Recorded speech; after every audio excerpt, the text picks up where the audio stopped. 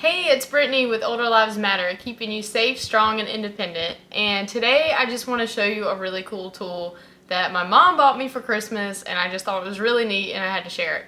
So it is called a Flippy, and what it is a stand for your tablet or your phone, or you can even use a book. So when you're sitting or laying down, you can have it here. That way you can work on your tablet. But I also found a really cool way to use it is in the kitchen. So let's say you're making a recipe. You can, just put your cookbook on it, and it makes it so much easier. And a lot of people, including us, will use our tablet or our phone to look at recipes. So you can do the same thing. Put your tablet, you can put your phone, and it just keeps it upright so that you can scroll, and it's just so much easier than having to lay it down and look and stuff like that. It helps your neck and your posture, and I just thought it was a really cool tool. So I hope you have a great day.